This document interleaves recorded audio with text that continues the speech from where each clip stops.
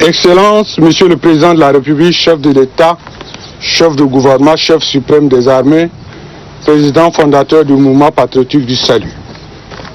Les Tchadiens, n'oubliez pas le rôle éminent que vous avez joué à la tête des forces armées nationales tchadiennes pour la libération de la bande tchadienne d'Aouzou occupée et faire évacuer les forces étrangères de notre pays.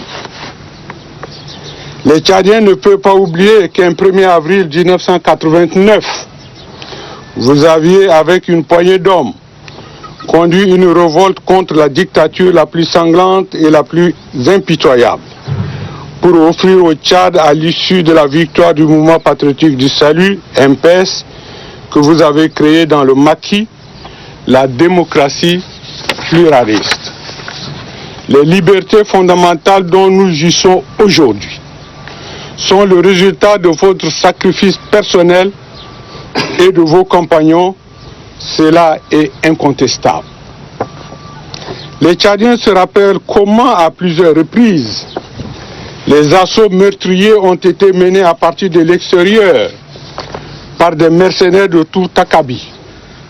Des assauts qui avaient frappé, rappelons-nous, en 2005, 2007 et 2008, en pleine capitale N'Djamena.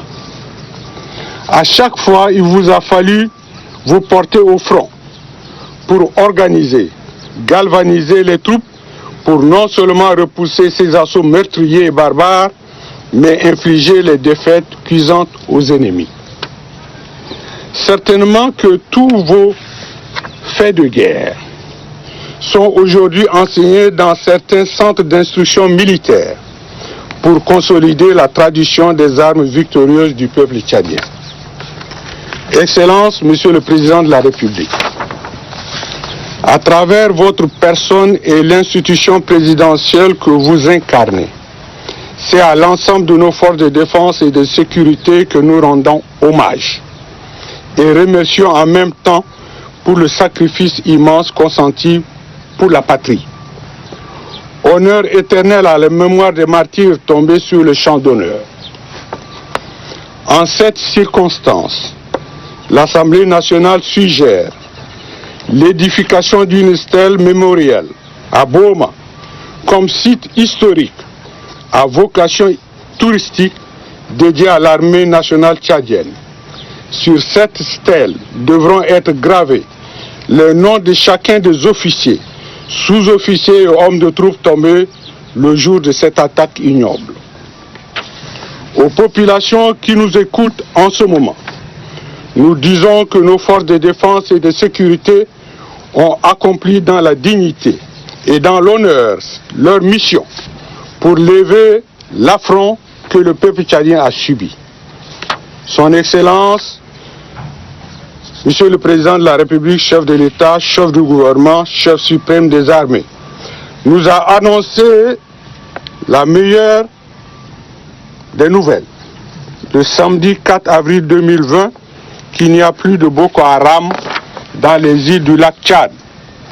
Il appartient maintenant à nos populations riveraines de ces zones d'être vigilantes, de veiller à signaler aux autorités traditionnelles, administratives et militaires toute présence suspecte afin d'éviter de nouvelles infiltrations des bandes criminelles terrées sur les territoires riverains des pays voisins.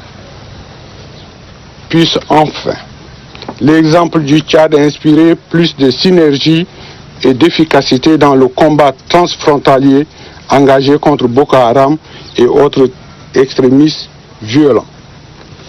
C'est un coup d'œil lancé en direction du G5 Sahel et aux autres organisations sous-régionales ainsi qu'aux partenaires de la communauté internationale engagés dans ce combat. Je ne pourrais terminer mon propos sans avoir une pensée pour les enfants et les veuves qui ont perdu dans cette guerre ce qu'ils ont de plus cher, un père et un mari, piliers essentiels de la famille. La nation et l'État doivent se préoccuper de leur situation particulière.